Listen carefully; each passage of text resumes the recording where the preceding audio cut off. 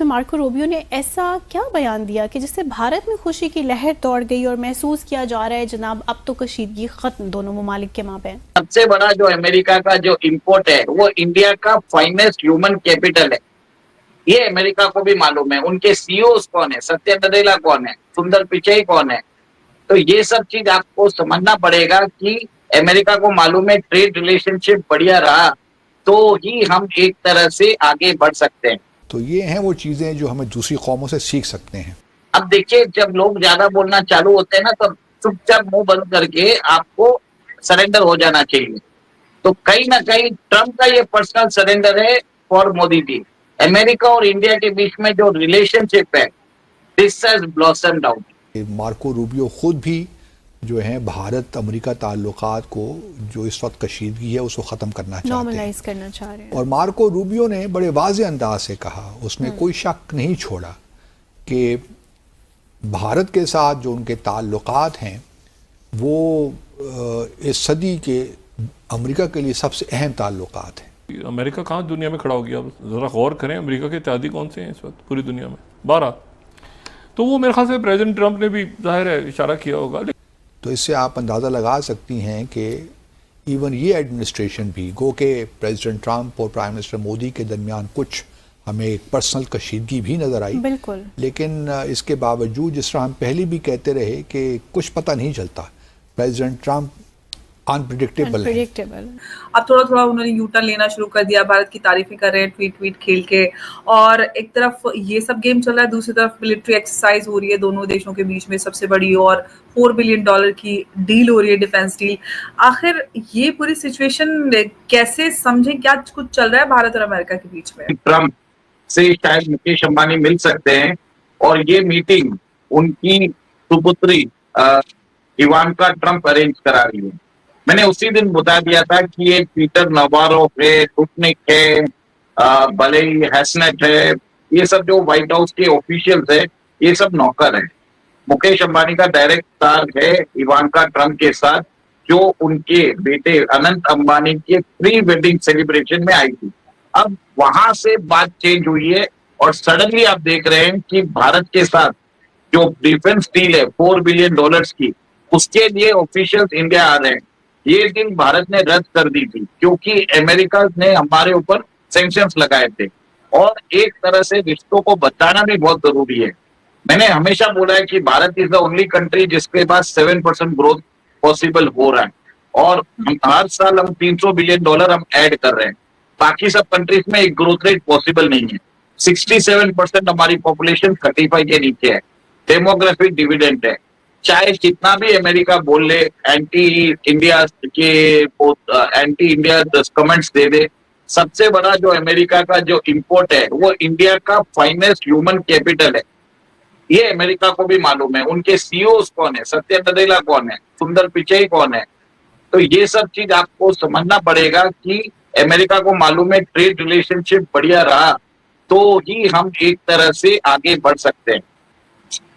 बीच में जब हम देख रहे थे ये सब प्रॉब्लम चल रहे थे, अलास्का में इंडिया और अमेरिका के बीच में लार्जेस्ट मिलिट्री एक्सरसाइजेस हुआ है। तो कहीं ना कहीं आप ये समझ लीजिए पीछे से लोग एक तरह से इस रिलेशनशिप को बचाने के लिए they were actually doing something behind the doors. नहीं तो ये मिलिट्री एक्सरसाइज भी रद्द हो जाती। इतना स्टेटमेंट्स के बावजूद ये एक तरह से ऑन शेड्यूल हुई है। तो कहीं ना कहीं मुझे लगता है कि अमेरिका में जो बिजनेस कॉर्पोरेशन है और भारत के अंदर जो बिजनेस कॉर्पोरेशन है, उन्होंने कहीं ना कहीं ट्रम्प एडमिनिस्ट्रेशन के अंदर एक प्रेशर बनाया जिसके कारण नॉर्मलसी आ गई है रिलेशनशिप में। सरगल डियोन ने यहाँ तक बोल दिया कि ट्रम्प शायद क्वाड समिट के लिए भारत भी आ सकते हैं और तो मोदी जी से बात करेंगे। क्वाड समिट को रिवाइव करने की बात चल रही है, जो डोनाल्ड ट्रंप ने क्वाड समिट के लिए भारत में आना इनकार कर दिया था। ये देखिए, this is a turn around.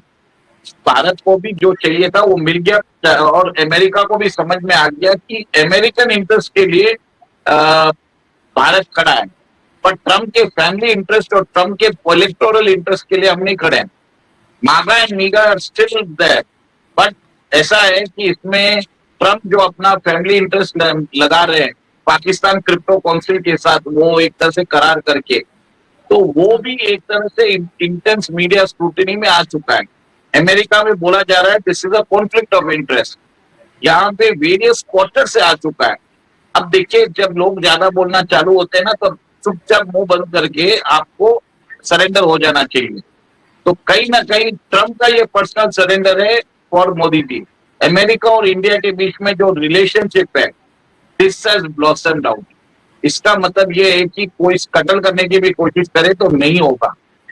कल मैंने बोला भी था आपको, नासा और इसरो के बीच में आज भी करार चल रहा है निसार के ऊपर। अगर इतना ही रहता, रिलेशनशिप इतना ही खराब होता, तो इसको भी हम खत्म कर देते।